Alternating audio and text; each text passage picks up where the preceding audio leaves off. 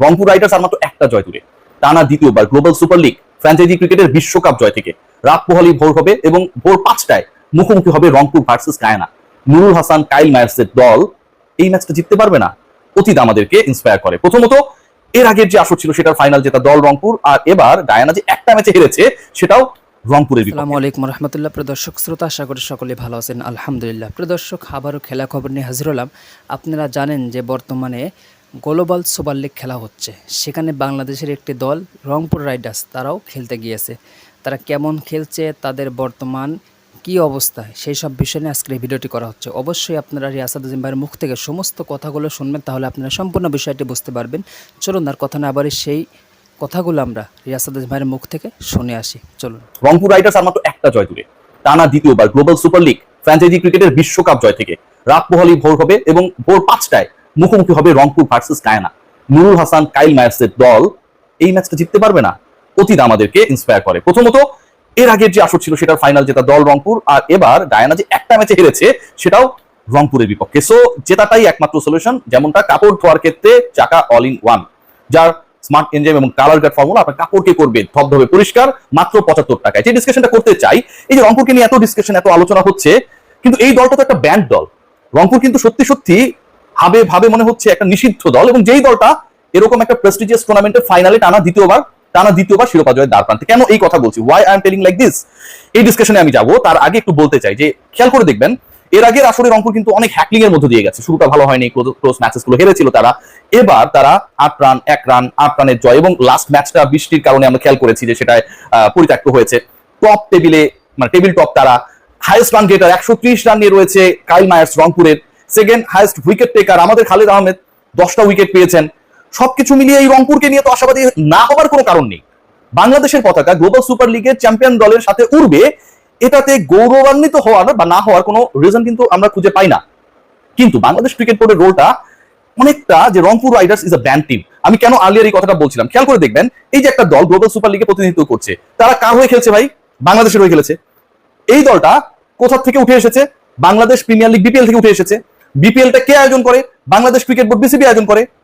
আমরা যদি ভালো ফ্র্যাঞ্চাইজি কয়েকটাকে হিসাব করি, যারা কন্টিনিউ করছে বছরের পর বছর বিপিএল এ, প্লেয়ারদেরকে ভালো পেমেন্ট দেয়, যারা অনিয়ম অনেক হয় বিপিএল এ, সেই জায়গাটায় চেষ্টা করে নিয়মের মধ্যে থেকে সবকিছু সর্ট আউট করার, সেই দলগুলোর একটা তো হচ্ছে রংপুর রাইডার্স, রাইট? বিপিএল এর সাবেক চ্যাম্পিয়ন এই দলটা গ্লোবাল সুপার লিগে অংশগ্রহণ করছে, সেটার ফাইনালে টানা দ্বিতীয়বার। বাংলাদেশ ক্রিকেট বোর্ডের অফিসিয়াল ফেসবুক পেজে অথবা বিপিএল এর ফেসবুক পেজে একটা পোস্ট আপনারা দেখেছেন? একটা পোস্ট নেই।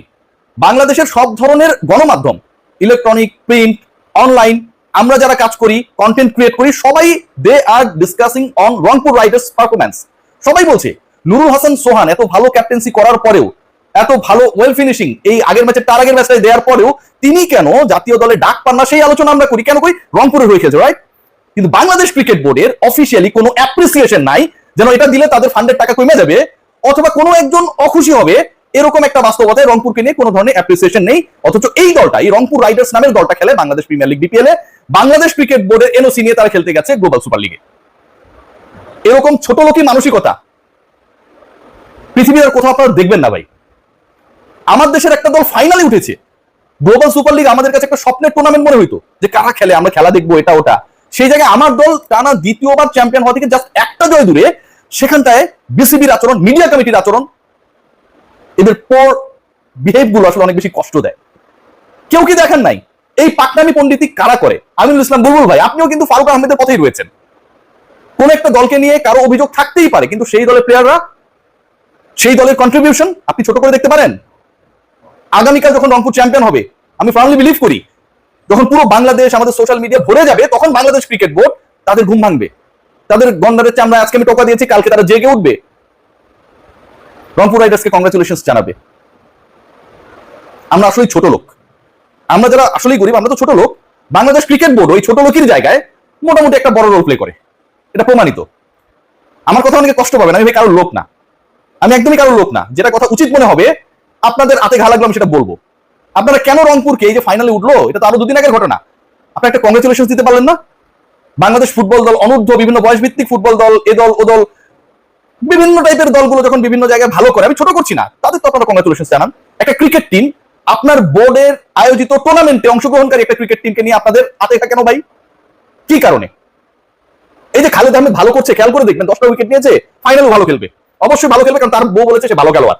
খালেদের খারাপ করার কোনো সুযোগই নেই, বউ বলছে। কিন্তু খালেদ যখন ভালো করবে এই পারফরমেন্সের ভিত্তিতে আমার প্রিয় নির্বাচকরা যখন ভবিষ্যতে খালেদকে ন্যাশনাল টিমে ঢুকাবে, কোন জায়গার খেলা দেখে আপনারা ঢুকাবেন? কোন জায়গায় পারফরমেন্সকে আপনারা গুরুত্ব দিবেন? Global super league, right? ওইখানটায় খালেদকে সুযোগটা কে করে দিল? Rangpur Riders, right? তখন আপনারা ঠিকই হচ্ছে ইলিশ মাছ ভাজা খাবেন, রাইট? কিন্তু এখন যখন ভালো করছে সেই অ্যাপ্রিসিয়েশন নেই আপনাদের।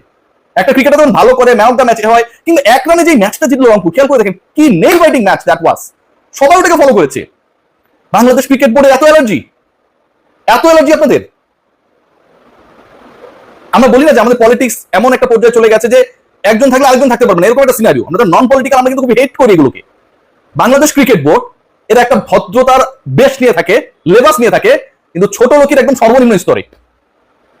আপনি কংগ্রেচুলেট করতে পারলেন না, আপনি একটা পোস্ট দিতে পারলেন না। মিডিয়া কমিটি কাজটা কি ভাই? আমার অ্যাপ্লিকেশন বাতিল করেন না। এই কাম ছাড়া কিন্তু আমি কোনো কাম দেখি না। এটা খুব মনোযোগ, অখণ্ড মনোযোগ দিয়ে আমরা নামাজ পড়ি না, একদম অখণ্ড মনোযোগ দিয়ে এই কাজটা আপনারা ভালো পারেন। রিয়াজ আরাদিনের অ্যাপ্লিকেশন বাতিল করো। অথচ ক্রিকেটে একটা দল ভালো করছে, একটা দল বিগ ব্যাশের দলকে হারিয়ে দিল, হোভার্ড হারিকেন্সকে, আপনাদের কিচ্ছু মনে হইল না, কিচ্ছু মনে হইল না। আমি খুবই সরি যে এভাবে আমাকে বলতে হচ্ছে, আমি খুবই সরি। আই ডোন্ট কেয়ার যে আপনারা আমার সাথে কি করবেন, আই ডোন্ট কেয়ার। আপনারা অ্যাপ্লিকেশন বাতিল করবেন, বিসিবিতে ঢোকা বন্ধ করার চেষ্টা করবেন, বোধ করছেন, এগুলো আমি কেয়ার করি না। কিন্তু আপনারা যে ছোট লোকই করেছেন, এটা পুরো বাংলাদেশের মানুষ দেখেছে ভাই। খুব খারাপ কাজ করছেন আপনারা। নূর হাসান সোহানকে নিয়ে এত কথা হচ্ছে কেন? আপনি দল যে দিয়েছেন তার নামটা এক করলে কি হইতো ভাই? 15-16 জন নাম দিয়েছেন, আরেকজন নাম দিলে কি হইতো? আপনি 4টা ওপেনারকে দলে নিতে পারেন, আপনি উইকেট কিপারকে নিতে পারেন না? সে আসতে পারবে না, 22 তারিখে পৌঁছাবে, হয়তো 24 তারিখে ম্যাচে থাকতো, খেলতো, কি সমস্যা ছিল? আপনার মিডল অর্ডার কি খুবই স্টেবল? খুবই স্টেবল। লোয়ার মিডলে শামীম পাটোয়ারি রান্না করলে আপনার কি অবস্থা হবে জানেন না? আপনি সেটা নেবেন না, আপনি নেবেন না, তাকে আমরা এশিয়া কাপের পরিকল্পনা রাখবেন না। এই ঘাওড়ামিগুলো বাংলাদেশ ক্রিকেটকে ডুবিয়েছে, এই ঘাওড়ামিগুলো। বাংলাদেশ ক্রিকেট বোর্ড তারা কি ভাবে আমি জানি না, তবে তারা যেটা ভাবে খুবই খারাপ ভাবে, বাজে ভাবে। বাংলাদেশের একটা দল একটা গ্লোবাল টুর্নামেন্টে খেলছে, সেখানকার ফাইনালে গেছে, সেখানকার এমন পারফরমেন্স করছে যেখানে বিগ ব্যাশের দলগুলো they have been beaten by Rangpur, আমরা একটা অ্যাপ্রিসিয়েশন জানাতে পারি না। আমরা দুনিয়ার সবকিছুকে আমরা কভার করি, সবকিছুকে আমরা অ্যাপ্রিসিয়েট করি। ক্রিকেট বোর্ডের যান, ওয়েবসাইটে যান, ফেসবুক পেজে যান, দেখবেন কত কিছু ক্রিকেটের বাইরে কত কিছুকে তারা অ্যাপ্রিসিয়েট করে, অন্য স্পোর্টসকে করে। অথচ বিপিএল একটা দল ভালো করে সেটা তার গায়ে লাগে না। দর্শক শ্রোতা, আপনার রিয়াজ আরাদিন ভাইয়ের মুখ থেকে সমস্ত কথাগুলো শুনলেন, অবশ্যই আপনারা বুঝতে পারছেন। এবার আপনাদেরকে মূল্যবান মতামত অবশ্যই কমেন্টে জানিয়ে দেবেন। আর ভিডিওটি ভালো লাগলে অবশ্যই লাইক কমেন্ট শেয়ার করবেন এবং নিত্য নতুন ভিডিও পাওয়ার জন্য আমাদের এই চ্যানেলটি সাবস্ক্রাইব করে পাশে থাকবেন। ধন্যবাদ।